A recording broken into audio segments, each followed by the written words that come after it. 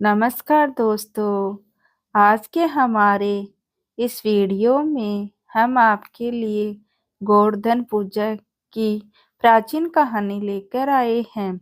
एक समय देवराज इंद्र को अहंकार हो गया था।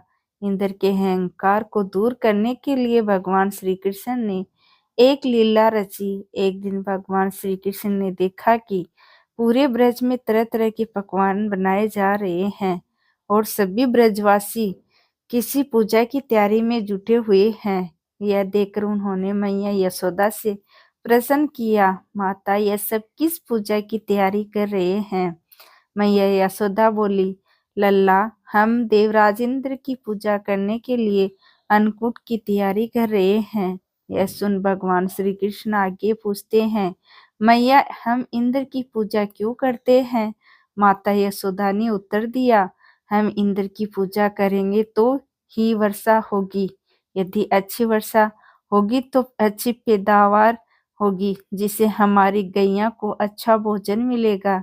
यह सुन भगवान श्री कृष्ण ने इंद्र की निंदा करते हुए कहा, लेकिन मैया हमें तो ऐसे देवता की पूजा करनी चाहिए जो स्वयं प्रत्यक्ष आकार पूजन सामग्री स्वीकार करे। यह सुन मैया यशोदा के पास बैठी गोपियों ने कहा कि 33 कोटि देवी देवताओं के राजा की इस प्रकार निंदा ना करो लल्ला। यह सुन भगवान श्री कृष्ण कहते हैं, इंद्र में क्या शक्ति है जो वह हमारी रक्षा करेगा? इंद्र से ज्यादा शक्तिशाली तो यह गोवर्धन पर्वत है जो वर्षा का मूल कारण है। हमें गोवर्धन पर्वत की पूजा करनी चाहिए जहाँ हमारी गैया चरती है।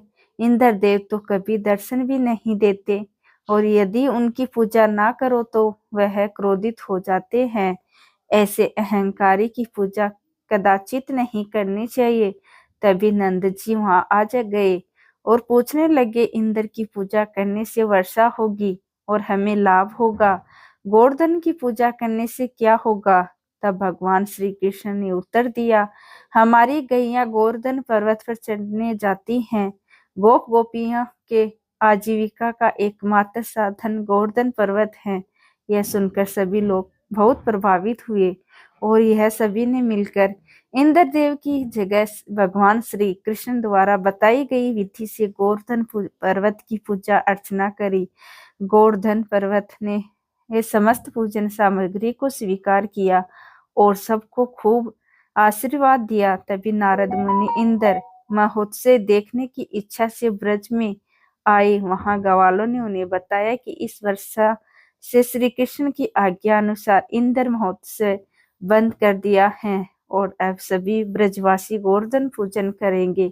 यह सुनते ही नारद मुनि उल्टे पांव इंद्र के दरबार में पहुंचे और बोले, हे देवराज, आप अपने महल में सुख की नींद ले रहे हैं, उधर ब्रज में आपकी पूजा समाप्त करके गोवर्धन पर्वत की पूजा हो रही है।